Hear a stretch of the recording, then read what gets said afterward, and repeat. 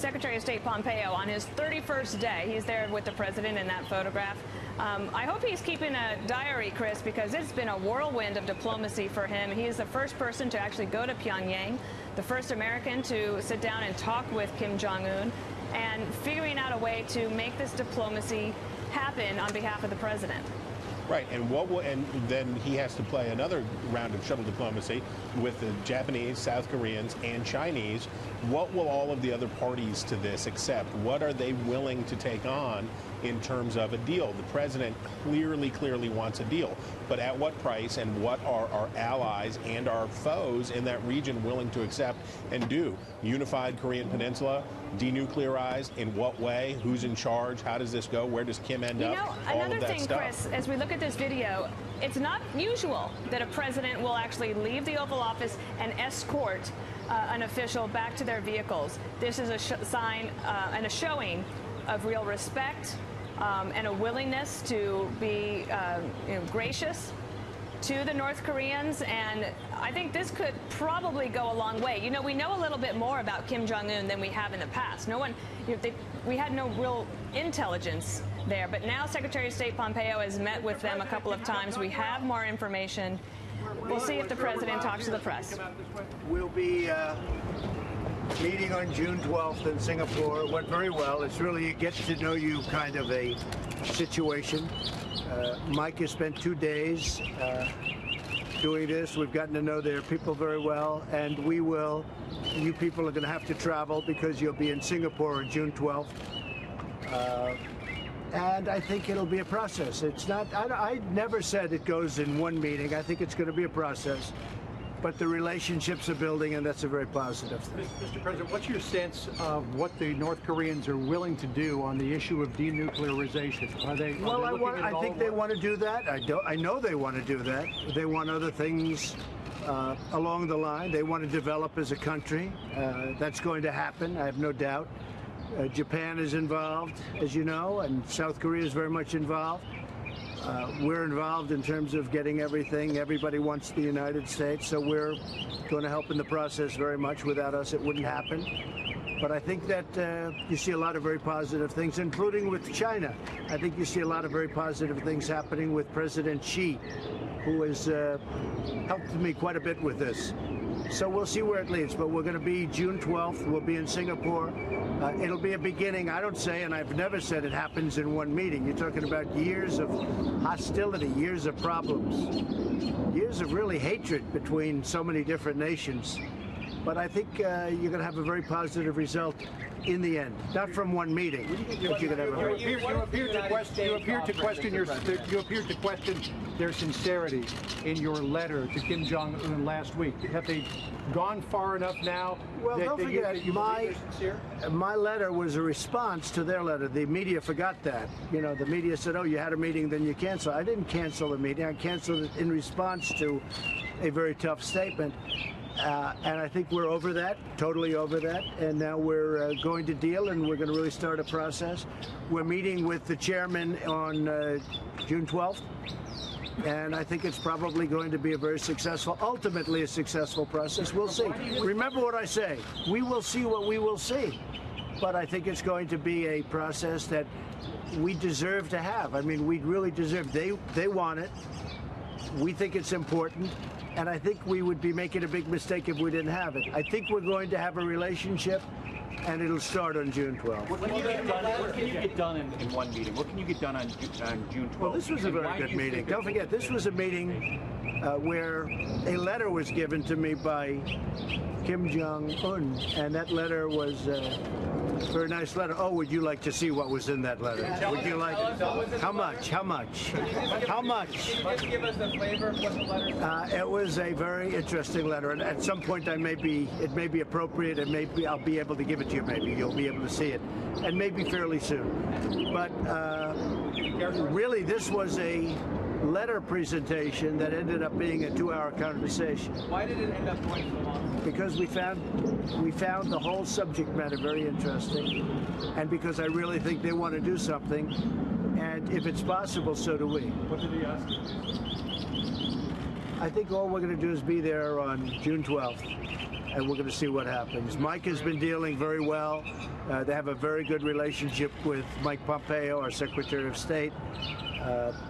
It was actually very interesting because this was literally going to be the delivery of a letter, and it ended up being a 2-hour conversation with the second most powerful man in North Korea. Did he ask you about the levels in South Korea? We talked about almost everything. We talked about a lot. President, have you had a conversation? And we talked about sanctions. Did they agree with Kim Jong-un yet? I don't want to say that. CVID, sir? To complete We their- talked about a lot of things. We really did. But the big deal will be on June 12th. And again, it's a process. It doesn't go. We're not going to go in and sign something on June 12th. We never were. We're going to start a process. And I told them today, take your time. You can go fast. We can go slowly. But I think they'd like to see something happen. And if we can work that out, that'd be good. But the process will begin on June 12th in Singapore. Do you believe Kim is committed to denuclearization? Yeah, I do think so. He'd like to see it happen. He just wants to be careful. He wants to be, he's not going to run and do things. But I told him, to be honest with you, look, we have sanctions on. They're very powerful sanctions. We would not take sanctions off unless they did that. But the sanctions are very powerful. You've seen how powerful in other ways. You're going to see how powerful sanctions are when it comes to Iran. You see what that's doing to Iran. So we have sanctions on. And at a certain point, I'll tell you what, I look forward to the day when I can take the sanctions off of North Korea. Did you talk about human rights today, and do you expect to talk about We did not it talk about human rights. Do you expect to talk about it on June 12th? Could be, yeah, could be. I think we probably will, and maybe in great detail. We did not talk about human rights. Talk about sanctions. Did they ask? Yeah, we did. We talked about, yes, they asked about sanctions. Maximum pressure over? Excuse me? Maximum pressure over? It's going to remain what it is now. I don't even want to use the term maximum pressure anymore because I don't want to use that term. Because we're getting along. You see the relationship. We're getting along. So it's not a question of maximum pressure. It's staying essentially the way it is. At some point, hopefully, a deal for the good of millions of people, a deal will be worked out. Mr. President, how would you describe the state of relations now between the United States and North Korea after your meetings today? Well, I think they're okay. I mean, I think they're good. Is it like the relationships we have with a couple of other countries? Probably not, right? But I think the relationship we have right now with North Korea is as good as it's been in a long time. They had no relationship under the previous administration. There was nothing. It was nothing. They were explaining. It was just a nothing. Nothing was done. Hey, folks, this should not be up to me. This should have been handled a long time ago. This got to a very critical point. This should have been handled many years ago, not only by President Obama, but by other presidents that preceded me. This shouldn't be done now. This should have been done years ago. Do you plan to offer the North Koreans economic aid? Well, what's going to happen is South Korea will do that. No, I don't think the United States is going to have to spend. I think South Korea will do it. I think China, frankly, China will help out. I think that Japan will help out. No, I don't see the United States spending a lot of money. You know, we have 3 hostages. How much money did I spend for the hostages? And look, we're very far away. We are very far away. Those places are very close. That's their neighborhood. We're 6,000 miles away. So I've already told South Korea, I said, you know, you're going to have to get ready, and Japan also. And I think they really want to see something great happen. Japan does, South Korea does, and I think China does. But that's their neighborhood. It's not our neighborhood. President, yesterday you were concerned about the meeting that Lavrov was having with Kim Jong-un. I didn't like it. Where are you on that today? I didn't like it, but it could be very positive, too. I didn't like the Russian meeting yesterday. I said, what's the purpose of that? But it could be a positive meeting. If it's a positive meeting, I love it. If it's a negative meeting, I'm not happy.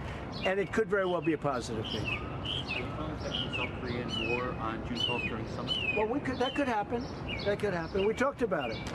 We talked about ending the war. And, you know, this war has been going on, it's got to be the longest war, almost 70 years, right?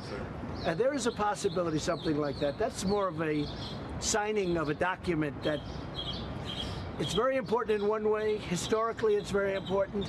But we'll see. We did discuss that, the ending of the Korean War. Can you believe that we're talking about the ending of the Korean War? You're talking about 70 years. Is that document been prepared, or is it being Well, we're going to discuss it prior to the meeting. That's something that could come out of the meeting. I think really that's something that maybe could come out of the meeting. Where's China on that? I think China would like to see a very positive result. I have a lot of good relations with, as you know, Chairman Xi. He's really a very wonderful guy. He's a man that loves China. However, he wants to do what's best for China. I think China and President Xi would love to see something happen here. When you say you're going to guarantee Kim's security and the North Korean regime's security, how will you do that? How will the United Well, States? we're going to make sure it's secure. We're going to make sure when this is over, it's over. It's not going to be starting up again. And they have a potential to be a great country. And I think South Korea is going to help a lot. Japan's going to help a lot. I think China's going to help a lot. How do you envision that working? Well, that's a very complicated question, frankly, but you'll see that over a period of time. When you gave your speech in Seoul last November, you talked about the bright promise of North Korea should it choose to join the company of nations. But if you leave Kim in place, can you really have a transformation? I really think you can, and I think it's going to be very successful. They're incredible people. I think it's going to be a very great success. So we'll see what happens. But we'll see you. We will see you on June 12th, but I'm sure we'll see you a little bit before that. In the meantime, how's Sarah doing? Okay? Have you discussed dates for a second or a third summit? Which one? Have you discussed dates for a I second told them I think you're going to have probably others. Hey, wouldn't it be wonderful if we walked out and everything was settled all of a sudden from sitting down for a couple of hours? No, I don't see that happening, but I see over a period of time. And frankly, I said, take your time. Take your time. It's going to remain as is, but take your time. One thing I did do, and it was very important, we had hundreds of new sanctions ready to go on. And he did not, the director did not ask, but I said I'm not going to put them on until such time as the talks break down. We have very significant sanctions on now, but we have hundreds that are ready to go. But I said I'm not going to, but why would I do that when we're talking so nicely? So Is this first meeting more of a personal diplomacy, part of your I getting think to know it's you? a getting to know you meeting plus. And that can be a very positive thing. What was your response to the letter? Did you send anything back? No, I didn't. I haven't seen the letter yet. I purposely didn't open the letter. I haven't opened it. I didn't open it in front of the director. I said, would you want me to open it? He said, you can read it later. I may be in for a big surprise, folks. So long, everybody. What's the next move on NAFTA, sir?